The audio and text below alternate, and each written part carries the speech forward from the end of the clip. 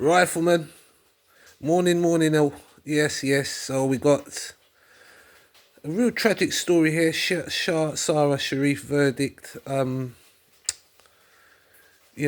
lass lost her life at the hands of her father, believe it or not, and her stepmother. They ran away to India and then got a first class ticket because they know that they won't be coming out of prison anytime soon. Well, then again, you just don't know. Look at this. I was screaming, Diddy accuser recounts the alleged first assault. Let's have a look. Let's make me breakfast. And I had to do this. I mean, this Diddy guy.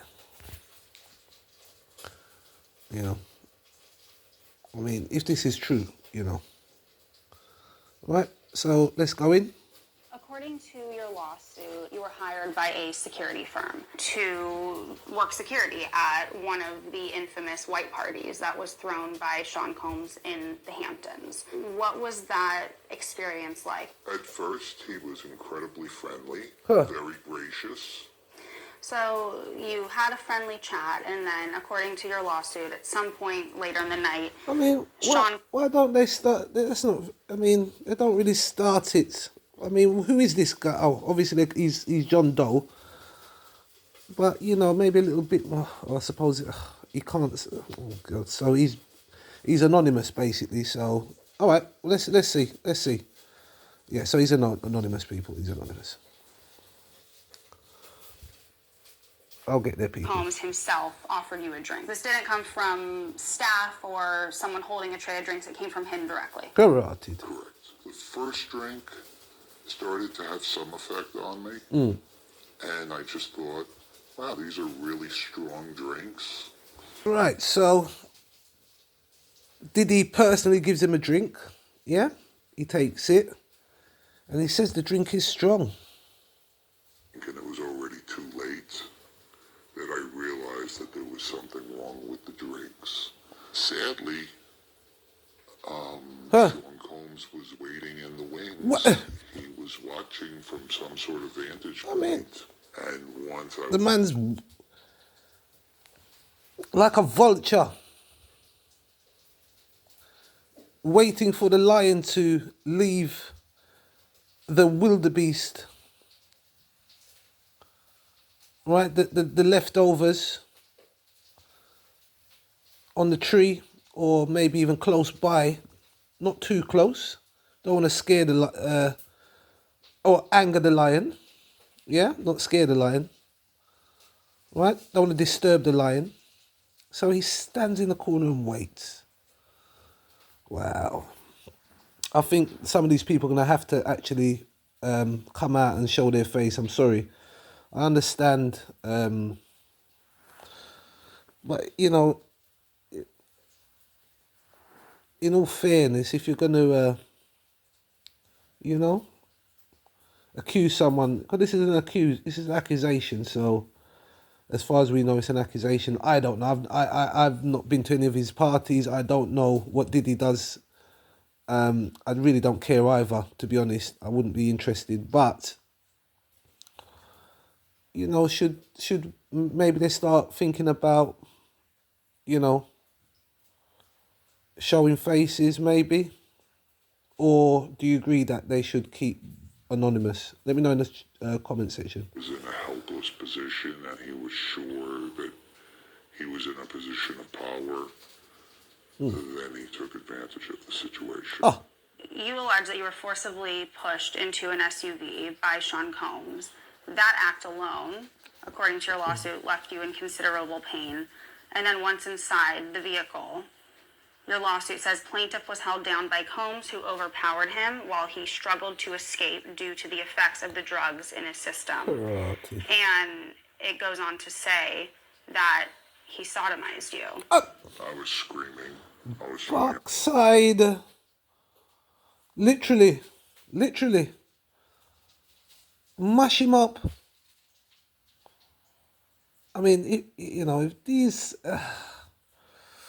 this is, that is terrible, man. I mean, even if he wanted to, he's got enough money. Why don't he just go and, he can go and pay for something or whatever desires he wants. So part of it is, the actual, the act of it. He enjoys this. It seems, this is the kind of narrative that's coming out. Right? It's like he enjoys this kind of stuff. The power, keep hearing power all the time. Let's see what else he's saying. Stop. It was incredibly painful. Well, of course it bloody would be. And he was acting like it was nothing. Oh! And he seemed to be disconnected from it. I mean, he must not. If he's got a problem, right? Then he couldn't help himself. Yeah. So he's a dangerous person. He's overwhelmed with these urges to do these such acts, or right. So he's not well. He's not well. He's not well. But how did he think that he was going to get away with this? Why, how silly was that of him to think that, no one's not going to say something at some point, or this, it's going to be revealed. It was abusive beyond belief. Oh. Well.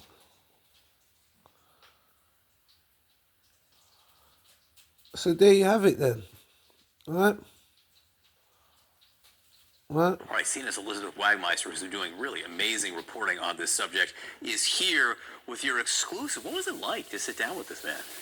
John, this was the first time that he has told anyone other than his attorneys this story. He, as you see, we concealed his identity. So this he was at a filed white his party, lawsuit back in October 2007. as a John Doe. He says that he wants to keep his anonymity because he wants to keep some semblance of his life private. Okay. But that's a difficult thing to do, to sit down and tell your story to True. a stranger as True. a journalist. So I asked him, why now? Why are you coming forward that's a good now? question. And he said that he did not know that there were other accusers of Sean Combs out there. He only found out from seeing news reports. And there was one report he saw that there is somebody who alleged that they were 9 years old when they say that they were abused by Sean Combs. And this Gee, that I what? sat down with, 9?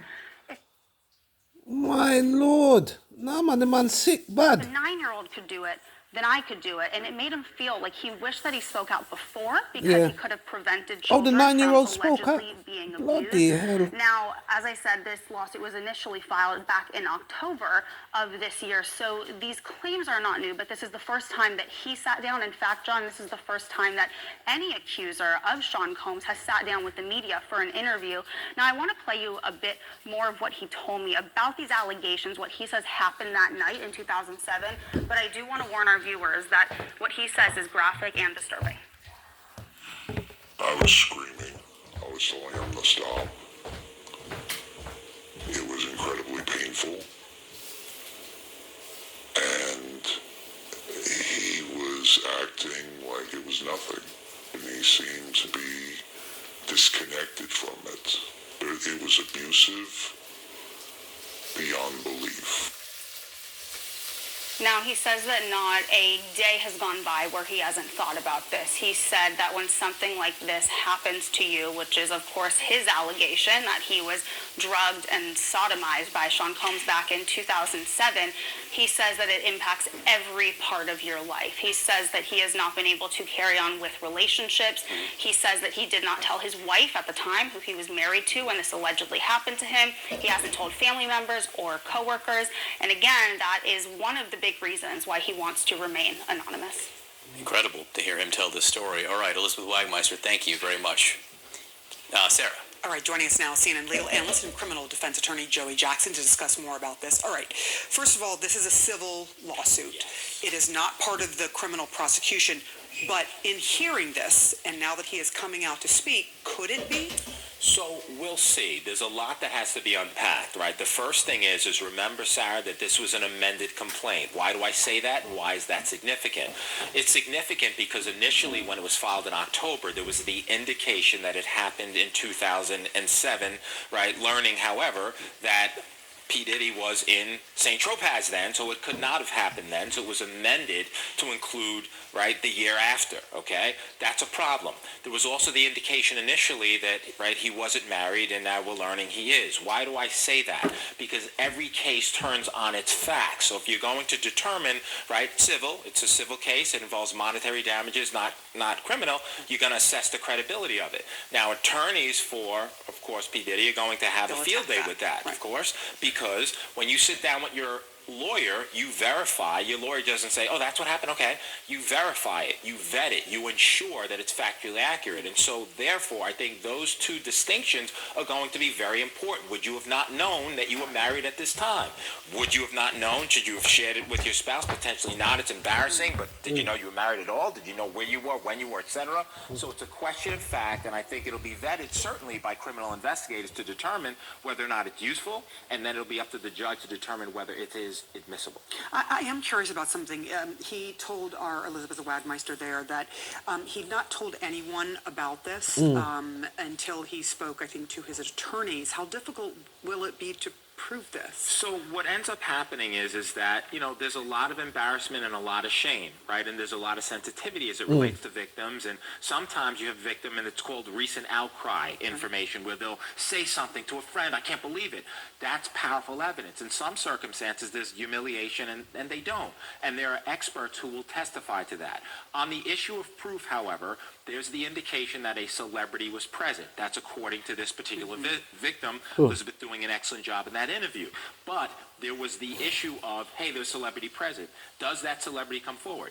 There's the indication that he told his supervisor, he being the victim who worked for a private security company, telling his supervisor. Will the supervisor come forward? Did anybody else know? So these are all questions of proof, and to the extent that you have corroboration, meaning it's not just you, there's other people, it's easier to establish your claim.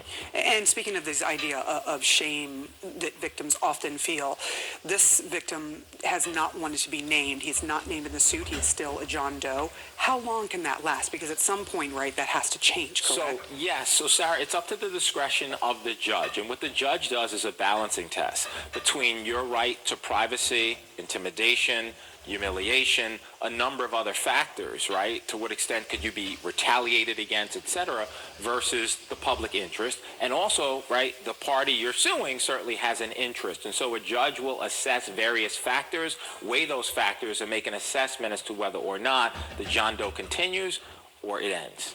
Joey Jackson, it is always a pleasure. You always get through all of the hard details with us, and I really appreciate it. Pleasure's mine. Good That's to all see for you, now, Sarah. folks. That's all for now. There you have it. Another victim has come out, right?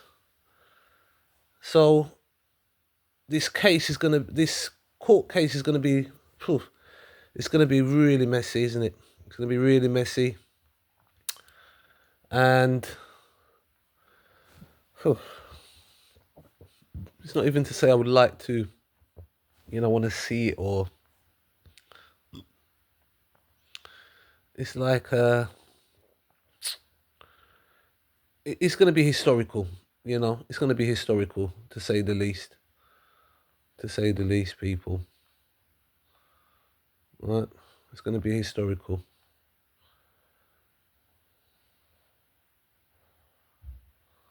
And with that note, I'll catch you soon for another one.